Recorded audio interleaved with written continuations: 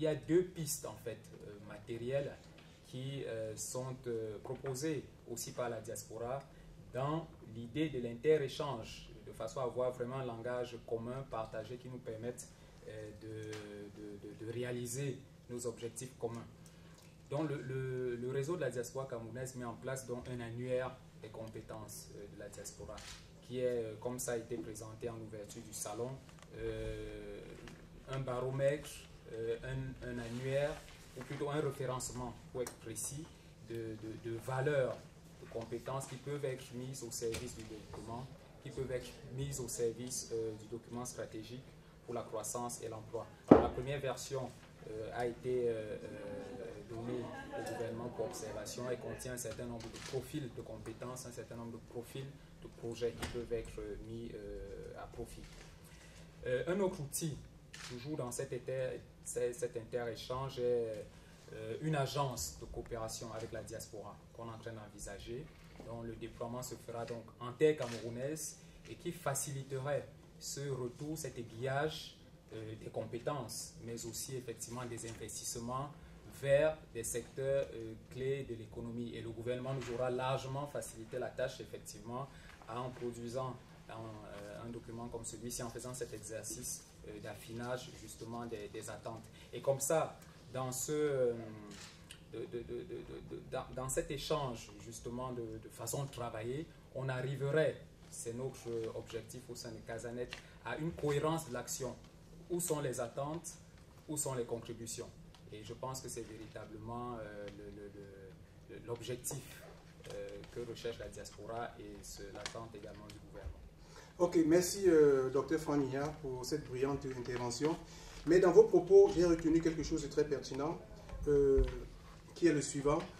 Le document de stratégie pour la croissance et l'emploi semble ne pas être connu de la grande diaspora.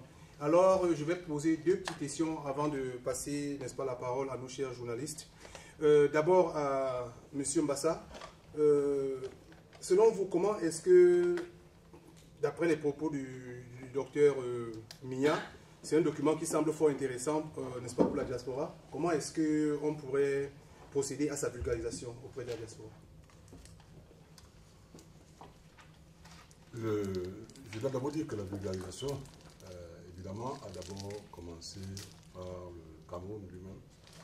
Nous avons fait un effort extrêmement important de vulgarisation à travers non seulement des supports papier, mais également des supports informatiques qui ont été largement distribués. Je pense qu'on peut effectivement, le document est publié sur le site internet du ministère de l'économie. Il est donc accessible à toute personne qui veut en prendre connaissance. Mais je crois que ce que nous avons fait également dans le passé, ça a été de faire des missions d'explication à l'extérieur. Moi, personnellement, j'ai été à Bruxelles pour expliquer ce que c'est que le DSE. Maintenant, ce travail est un travail qui ne peut pas se faire une seule fois. Il faut le refaire régulièrement pour que les gens s'imprègnent du document. Parce qu'ils peuvent le lire et ne pas nécessairement comprendre la substantifique moelle. Alors, le docteur Inac, au niveau de l'administration, est-ce qu'il y a des pistes qui conduiraient à mieux vulgariser le DSE au niveau de la diaspora? Même comme M. Mbassa a oublié son pays de formation, il a commencé par Bruxelles, il a oublié l'Allemagne, c'est pas grave. En fait, je pense aujourd'hui, le document est, comme il a dit tantôt M. Mbassa, le document en ligne. Et nous, d'ailleurs, en venant ici, le document attendu du gouvernement reprend le DSE en 15 points.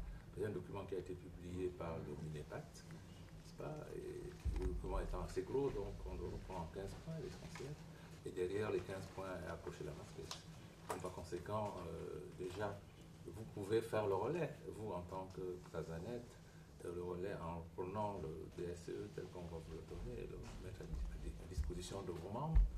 Et puis renvoyer ces différents membres sur le site internet de MINEPAT. Et à partir de là, le document doit être connu. Maintenant, quand il s'agit maintenant d'échanges interactifs, peut-être que nous, au niveau du gouvernement, on prendra peut-être le soin de créer peut-être un débat en ligne, si possible, pour voir si les ministères porteurs du DSE peuvent avoir des échanges permanents avec les personnes, pour pouvoir échanger en ligne de manière permanente sur ces questions qui se posent. Ça sera peut-être la valeur ajoutée qu'on peut apporter à ce débat.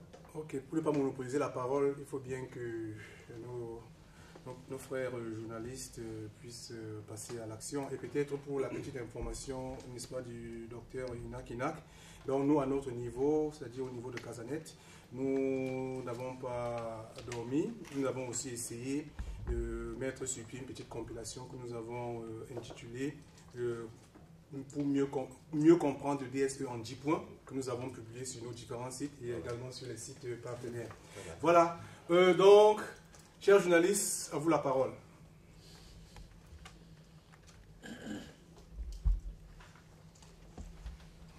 Et donc, avant de, comment dirait-on, élucider votre question, nous vous prions de bien vous présenter et puis quel organe vous représentez pour faciliter la tâche aux autres. Yeah. My name is Johnson Oduaye from Africa Link Magazine, based in Switzerland. Well, first of all, I have to congratulate you, the Cameroonian diaspora. You have done a very good and encouraging project for your country. Thank you very much. You are a worthy example of other African countries. My question relates to Africa diaspora. You have a focus, and if I may ask, any of you can answer it. What do you think should be the focus of Africa diaspora? Individual countries, they have their focus. But now on AU level, we are being recognized as the sector in the realm of African governance.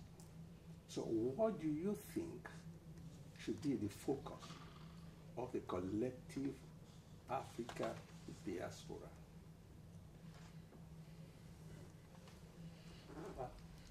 Et ce matin encore, lors de l'allocution d'ouverture que j'ai prononcée au nom de Casanet, j'ai insisté sur cette valeur africaine, au-delà des nations, au-delà des pays, au-delà des expériences, justement cette entité africaine que la diaspora également doit s'approprier, en être fière et inscrire son retour non seulement vers son pays d'origine, mais dans une perspective toute africaine.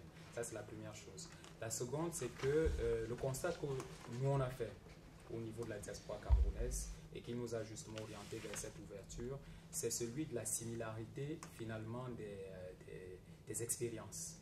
Les diasporas ont finalement au niveau de l'Afrique des problèmes assez semblables. Voilà. D'où l'idée qui est très opportune d'avoir une réflexion commune qui puisse par la suite aller s'appliquer dans différents environnements, mais qui tienne sa base, son origine justement d'une communauté justement de la pensée. Je dois vous dire que la réflexion en fait est en maturation. Elle est en maturation pour la simple et bonne raison que pour répondre à cette question, il faut que la diaspora africaine s'asseye en tant que diaspora africaine. Voilà. Nous, en tant que diaspora camerounaise, on peut juste vous dire, voilà, il y a une ouverture, on a invité des porteurs de projets sénégalais, il y a des porteurs de projets ghanéens qui sont venus. Le ministère de l'Intérieur sénégalais n'a malheureusement pas pu faire le déplacement, mais a participé aux travaux. On peut s'ouvrir. Et donc, le diaspora aussi, je pense, en font autant. Maintenant, il faut qu'ensemble, on s'asseye et qu'on essaye d'avoir cette orientation africaine, peut-être même panafricaine, qui puisse justement nous permettre de profiter au mieux du vivier de ressources que constitue la diaspora. Peut-être. Oui, deux mots rapidement. Parce qu'il y a juste, je voulais dire, pour essayer de répondre à la question, le défi de l'Afrique, c'est la science et la technologie. Donc la diaspora africaine, je pense, le point commun, c'est aujourd'hui atteindre l'émergence dans le domaine des sciences et de la technologie. Et c'est que le meilleur scientifique africain, le meilleur technologue africain doivent transférer cette expérience, cette compétence à ceux qui sont en Afrique pour pouvoir permettre également aux sociétés africaines, aux pays africains d'atteindre l'émergence.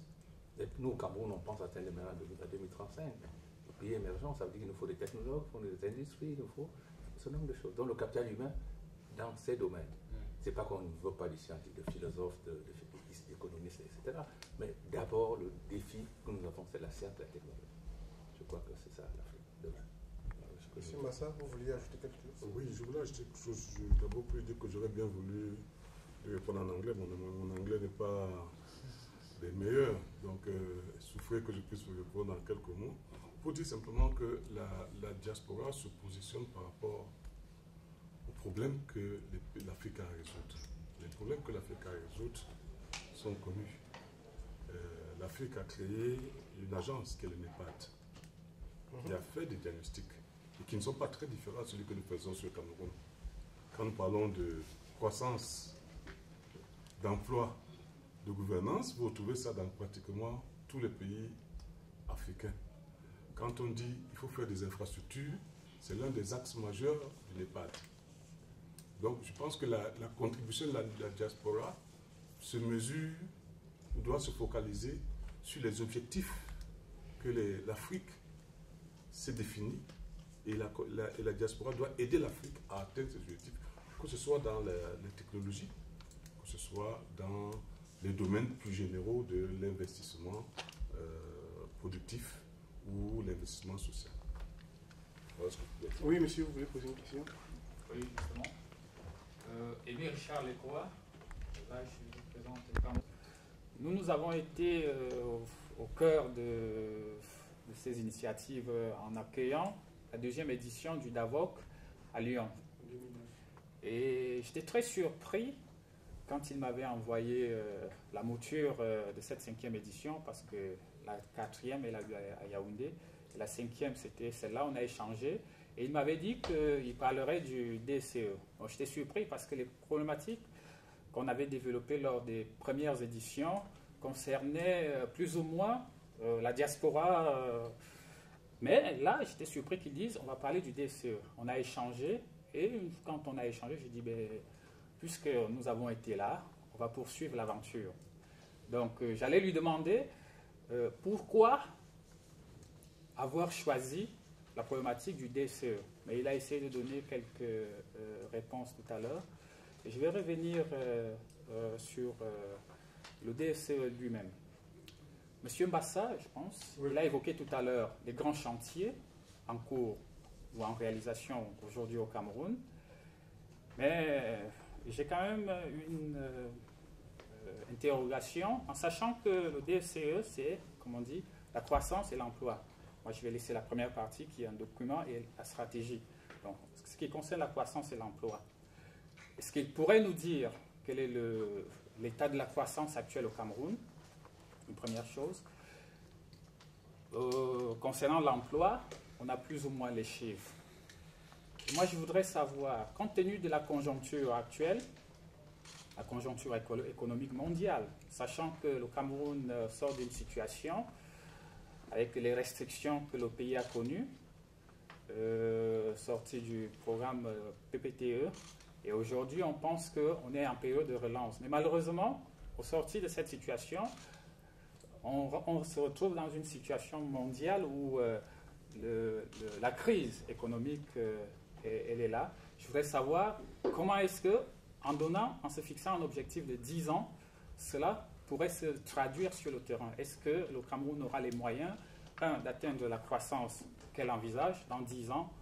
Est-ce que ce qui est dit dans ce document de stratégie pour la croissance et l'emploi pourra être atteint?